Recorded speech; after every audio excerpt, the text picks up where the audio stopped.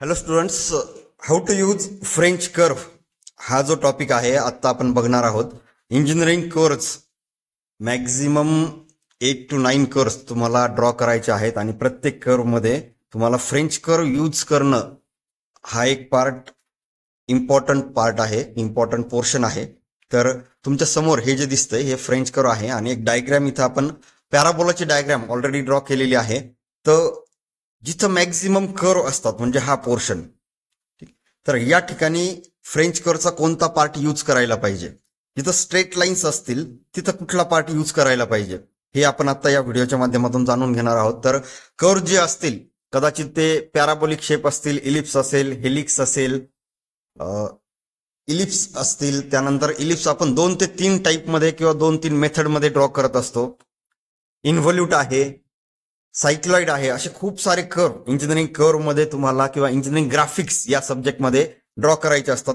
आता एक शेप बघा, हा जो पॅराबोला ड्रॉ करत आहोत तर तो जो पॅराबोला आहे रेक्टँग्युलर मेथडने ड्रॉ केलाय. आधी मी तुम्हाला सांगतो की इथं आपण काय ड्रॉ केलेलं आहे.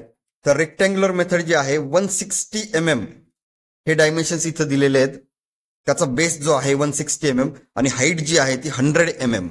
ठीक आहे, ऍक्सिस हाईट असं कन्सिडर केलं जातं. तर एक्झाम मध्ये डायमेन्शन्स हे व्हॅरी होतील, त्यानुसार तुम्हाला तो ड्रॉ करायचा आहे. आणि रेक्टँग्युलर मेथड यूज करा असं म्हटलं तरच या टाईपचा पॅराबोलिक शेप येईल. आता इथं स्टेप्स अशा केल्यात की ही जी 160 mm ची लेंथ आहे, ठीक आहे, तर मिड पॉइंट पासून किंवा ऍक्सिस पासून तर हा जो पोर्शन आहे हाफ पोर्शन, त्या पोर्शनला 5 इक्वल पार्ट मध्ये डिवाइड केलंय. ठीक आहे, आणि हाईट जी आहे त्या हाईटला 5 इक्वल पार्ट मध्ये डिवाइड केलं. म्हणजे 100 mm हाईट आहे तर मग 20 mm चा एक पार्ट, असे 5 पार्ट डिवाइड केलेत. सेंटर पॉइंट पासून हे जॉईन केलेलं आहे.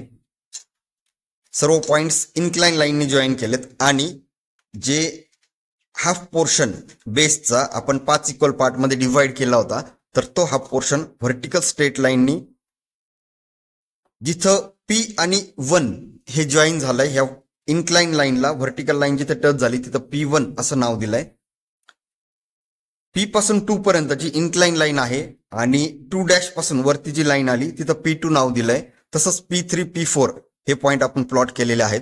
त्याचबरोबर राईट साईडला सुद्धा या ऍक्सिसच्या राईट साईडला सुद्धा आपण P1 पासून P4 पॉइंट हे प्लॉट केलेले आहेत. आता इथं फ्रेंच कर्व P1 पासून तर P4 पर्यंत, P5 पर्यंत किंवा बेसचे एंड पॉइंट पर्यंत आपल्याला फ्रेंच कर्वचा यूज करून हा जो पॅराबोलिक शेप आहे तो बनवायचा आहे. अजून पूर्ण तो बनलेला नाहीये, तर एंड पर्यंत तो आपल्याला जॉईन करायचा आहे. सगळ्यात महत्वाचा पार्ट, इथं जास्तीत जास्त कर्व आहे. ठीक आहे, इलिप्स असेल तर अशा पोर्शन मध्ये पण जास्त कर्व असेल. जिथं मॅक्झिमम कर्व आहे तुम्हाला तिथं या फ्रेंच कर्वचा हा जो पोर्शन आहे इथून एवढा म्हणजे पहा हा पोर्शन यूज करायचा आहे. हे डिपेंड करेल की किती जास्त कर्व आहे. ठीक आहे, आता हे बघा, हा इथला जो पोर्शन आहे तो पोर्शन ड्रॉ करण्यासाठी आपण काय केलंय की मॅक्झिमम एका वेळेस 2 पॉइंट तुम्ही जॉईन करू शकता. ठीक आहे, जर पॉइंट हे खूप जास्त डिस्टन्सवर असतील तर तुम्हाला मॅक्झिमम एका वेळेस 2च पॉइंट जॉईन करायचे, तर तुम्ही अशा पद्धतीने जॉईन करू शकता. जर 3 पॉइंट्स हे जवळजवळ असतील तर एकाच वेळेस जर 3 पॉइंट तुमच्या कर्व मध्ये ऍडजस्ट होत आहेत तर तुम्ही ते सुद्धा घेऊ शकता. ओके, या पद्धतीने. तसंच दुसरी साईड जी आहे तिथे तुम्हाला हा कर्व घेऊन जायचा आहे, अजून एकदा ते पुढे ड्रॉ करायचंय. जर आता हा पॉइंट आणि हा दुसरा पॉइंट, ठीक आहे, हे जास्त डिस्टन्सवर आहेत तर मग तुम्हाला पहिल्या पॉइंट पासून जो कर्व आहे तो मेंटेन करायचा एंड पर्यंत, जेणेकरून पॅराबोलिक शेप जो आहे तो डिस्टर्ब व्हायला नको. ठीक आहे, मग 4 पासून हे 3 ला आपण जॉईन केलं. परत एकदा हाच पार्ट यूज केलाय बघा, इथून एवढा पार्ट ते तुम्हाला थोडंसं मूव्ह करत जायचंय. P3 पासून परत एकदा हा P4 घेतला. आता जसं आपण एंड कडे जातोय तसं पोर्शन जो आहे ब्रॉड होत जातोय. पॅराबोलिक शेप हा जो आहे एंड पर्यंत ब्रॉड होत जातोय. तसंच P2 पासून परत आपण P1 पर्यंत जॉईन केलंय. तर मग जिथं आपण हा पोर्शन यूज केला होता आता पोर्शन थोडंसं आपण ब्रॉड होतोय म्हणून पुढे एक्सटेंड करत जातोय. आता हे आपण या पॉइंटला सपोज नाव देऊयात A आणि B. हा, या पॉइंटला नाव दिल्याच्या नंतर तुम्हाला हा P1 पॉइंट आणि B पॉइंट हे जॉईन करायचंय. ठीक आहे, आता हे जॉईन करत असताना पुढचा हा जो शेप आलाय पॅराबोलिक शेप आपल्याला माहिती आहे की इथपासून इथपर्यंत होईल, किंवा जशी रॅकेट शटलची डायरेक्शन असती भरपूर सारे ऍप्लिकेशन्स आहेत. तर पॅराबोलिक शेप जर तुम्हाला माहित असेल तर प्रॉपर एंड पर्यंत तो तुम्ही जॉईन करू शकता. म्हणजे तुम्ही हा जर पोर्शन यूज करताय, इथला पोर्शन मॅक्झिमम स्ट्रेट लाईन्स, बऱ्यापैकी स्ट्रेट लाईन्स या येतात, त्यामुळे मग आपण हा पोर्शन यूज करत असतो. तर इथं जॉईन करत असताना हा बी पॉइंट, हा P2 आणि पुढचा जो आपण जॉईन केलेला आहे ऍटलिस्ट त्याचा 50% पार्ट किंवा थोडासा पार्ट तरी इनलाईन यायला पाहिजे, तरच तो जो पॅराबोलिक शेप आहे तो तुमचा प्रॉपर येईल. इथे बघूयात आपण हे जॉईन करून.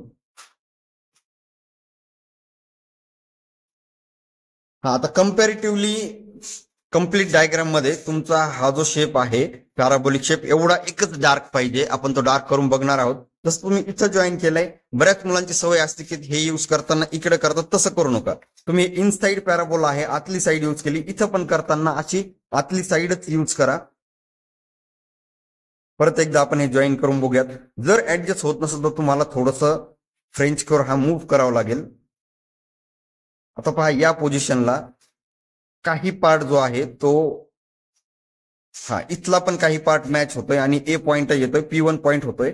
पुढे कंटिन्यू मला तो पार्ट करता येतोय, म्हणून मग मी हे जॉईन करणार आणि हे थोडंसं डार्क येईल. ठीक आहे, कम्प्लीट हा पोर्शन डार्क करायचा. या डायग्राम मध्ये, सर्व डायग्राम मध्ये पॉइंट ए पासून P1, P2, P3, P4 आणि इथपर्यंत एवढाच पोर्शन डार्क दिसला पाहिजे आणि बाकी सर्व ज्या लाईन्स आहेत त्या फेंट दिसल्या पाहिजेत. ओके, आता अजून आपण बघूयात की हा जो पोर्शन असतो, समजा म्हणजे फ्रेंच कर्व यूज कसं करायचं. आता फ्रेंच कर्वचे बरेचसे टाइप्स किंवा मग शेप्स आहेत बघा. हा थोडासा मोठ्या शेपचा फ्रेंच कर्व आहे आणि हा दुसरा एक आहे. कुठलाही तुम्ही यूज करू शकता जो तुम्हाला सुटेबल असेल.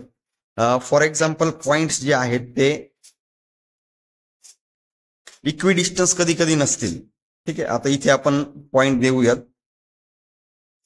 तुम्ही प्रॅक्टिस करत असताना रॅन्डमली कुठेही पॉइंट घ्या, इलिप्टिकल शेप घ्या. समजा हा इलिप्टिकल शेप आहे तर रॅन्डम असे पॉइंट घेऊन बघा आणि इथं जॉईन करायचं. तर हा मॅक्झिमम कर्व आहे, हा मॅक्झिमम कर्व आहे, इथं पार्ट कुठला यूज करायचा आहे ते बघा. हे प्रॅक्टिस शिवाय होणार नाही. ठीक आहे, प्रॅक्टिस तुम्हाला आवश्यक आहे. आता इथं पहा रॅन्डम मी 3 पॉईंट घेतलेत.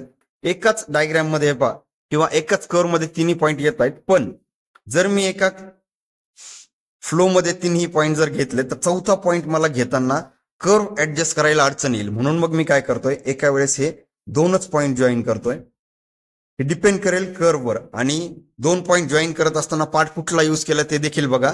ते डिपेंड असेल की स्मूथ कर्व आहे की थोडासा ब्रॉड होतोय त्यानुसार. तर परत पुढचा पॉईंट जर मी जॉईन करतोय, हे 2 पॉईंट ऍडजस्ट व्हायला पाहिजेत आणि कर्व पण मेंटेन व्हायला पाहिजे. ठीक आहे, आता हा तिसरा पॉईंट जॉईन करत असताना हा मी पोर्शन जो यूज केलाय तो हा पोर्शन यूज केलाय. ठीक आहे, तर 2H ग्रेडची पेन्सिल जर तुम्ही यूज केली तर 2H ग्रेडची पेन्सिल एक अशी आहे की जी आपण म्हणतो ना की डार्क लाईन जर पाहिजे असेल तर ड्राफ्टरचा आणि रोल अँड ड्रॉचा मॅक्झिमम तुम्ही यूज करा. थोडंसं प्रेस देऊन जर तुम्ही ड्रॉ केलं तर डार्क लाईन देखील येते. हलक्या हाताने जर ड्रॉ केलं तर ती फेंट लाईन सुद्धा येते. एवढाच डिफरन्स डार्क आणि फेंट या ज्या आपण बघितला त्या पोर्शन मध्ये दाखवायचा आहे. तर हा जो असेल तो पॅराबोलिक शेप आणि इथं तुम्ही ॲरो करून असं नाव देऊ शकता, पॅराबोला. ठीक आहे, तर अशा पद्धतीने तुम्हाला फ्रेंच कर्वची प्रॅक्टिस करायची आहे. तुम्ही ज्यावेळेस 2-3 डायग्राम ड्रॉ कराल कदाचित तुमची अॅक्युरसी ही थोडी थोडी इम्प्रूव्ह होत जाईल. ज्यावेळेस जास्तीत जास्त 7 ते 8 डायग्राम म्हणजे पॅराबोला, एलिप्स, हेलिक्स, त्यानंतर सायक्लॉइड. सायक्लॉइडचे परत 3 टाईप आहेत, एपिसायक्लॉइड, हायपोसायक्लॉइड. इन्व्हॉल्यूटचे आपण पेंटागॉन मध्ये इन्व्हॉल्यूट ड्रॉ करतो, सर्कल मध्ये इन्व्हॉल्यूट ड्रॉ करतो. या सगळ्या गोष्टी 7 ते 8 कर्व ज्यावेळेस तुम्ही फ्रेंच कर्वचा यूज करून ड्रॉ कराल त्यावेळेस तुमचं परफेक्शन हे इम्प्रूव्ह होईल.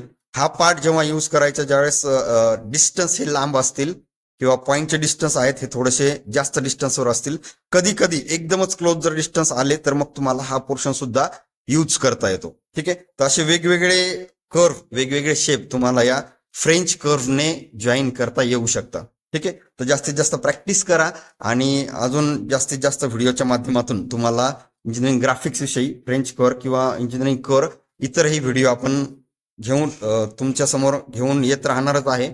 तर कनेक्टेड रहा अक्षय व्ह्यू पॉइंट बरोबर. थँक्यू.